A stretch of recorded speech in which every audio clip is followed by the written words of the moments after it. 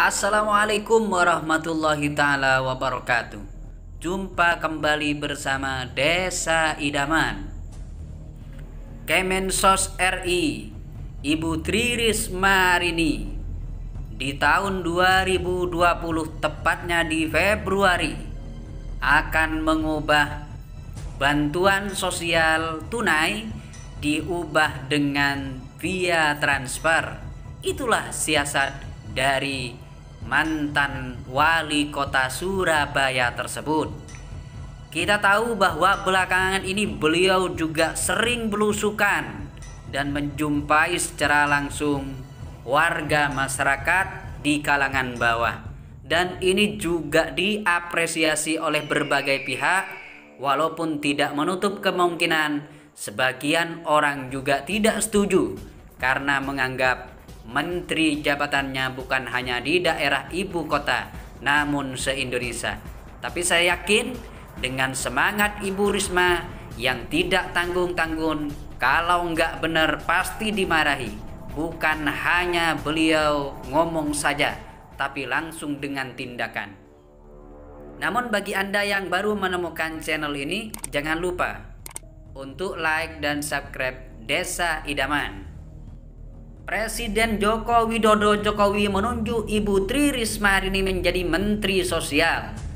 Risma yang sebelumnya menjabat Wali Kota Surabaya menggantikan posisi Juliari Batubara.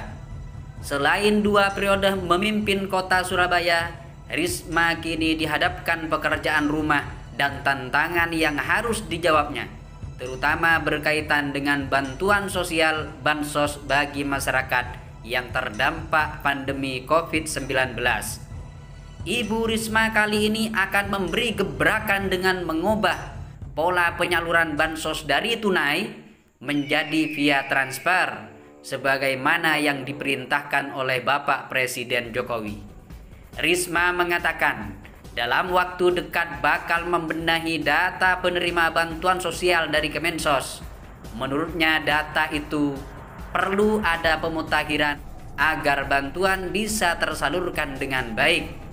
Menurut beliau, nanti pertama aku benahi data terlebih dahulu supaya pasti selisih itu ada karena ada penerima yang kemarin terdata belum meninggal, kemudian sudah meninggal saat ini, kata Ibu Risma melalui video conference pada awak media. Ketua DPP PDI Perjuangan itu mengungkapkan bahwa Jokowi ingin agar penyaluran bantuan tidak lagi dilakukan secara tunai, melainkan dilakukan dengan mekanisme transfer. Persoalan bansos belakangan menjadi sorotan lantaran Menteri Sosial sebelumnya Juliari Batubara menjadi tersangka KPK terkait dugaan korupsi bansos COVID-19. Bapak Mensos sebelumnya diduga menerima fee atau biaya sebesar 10.000 dari setiap paket bansos sembako yang bernilai 300.000. Total dari 2 periode proyek pengadaan bansos, Juliari diduga menerima 17 miliar rupiah. Terkait isi bansos, masyarakat mengeluhkan kualitas beras dan beberapa isi bansos lainnya yang dinilai buruk. Selain itu, sejak penyaluran periode awal, masyarakat juga menyatakan isi yang diterima tidak sama. Sementara terkait dengan penyaluran, persoalan penerima bansos yang tidak tepat sasaran banyak terjadi di berbagai daerah, kabupaten dan kota di seluruh Indonesia. Pada Oktober lalu, Kemensos sendiri mengakui bahwa ada warga yang dinilai berkecukupan yang mendapat bansos karena terdapat eksklusif error dalam data terpadu kesejahteraan sosial. Artinya Ibu Risma juga mengakui bahwa memang ada margin error yang terdapat di TKS karena menemukan orang kaya masih mendapatkan bantuan sosial tersebut. Prosedur untuk memperbaiki data tersebut menurut Kemensos harus melalui RT RW, lurah, hingga wali kota atau bupati dan gubernur. Bahkan Ketua MPR Bambang Susatyo telah meminta pemerintah memperbaiki data penerima bansos sembako. Rencananya penyaluran bansos kepada masyarakat yang terdampak pandemi COVID-19 di Jabodetabek berupa bantuan sosial tunai atau BST.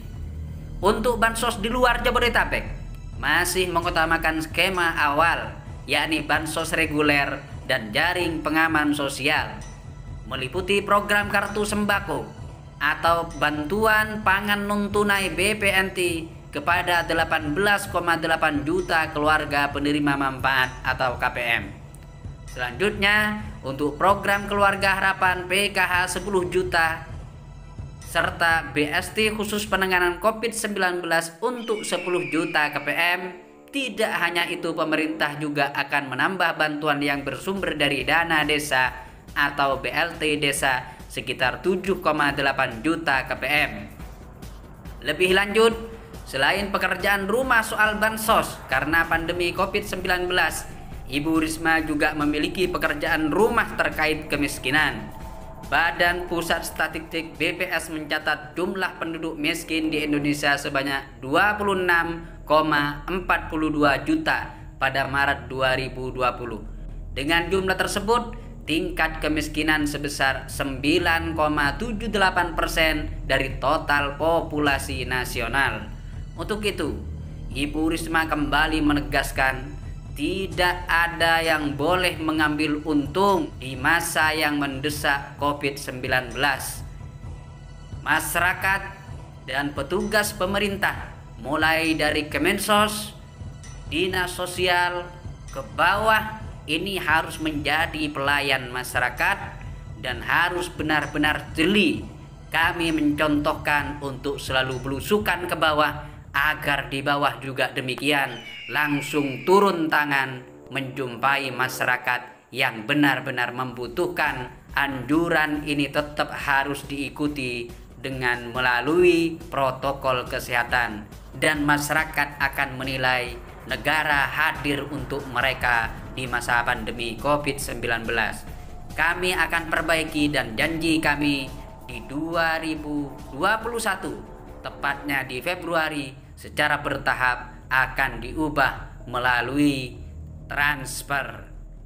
Mudah-mudahan bermanfaat informasi barusan. Jangan lupa like dan subscribe Desa Idaman. Wassalamualaikum warahmatullahi wabarakatuh.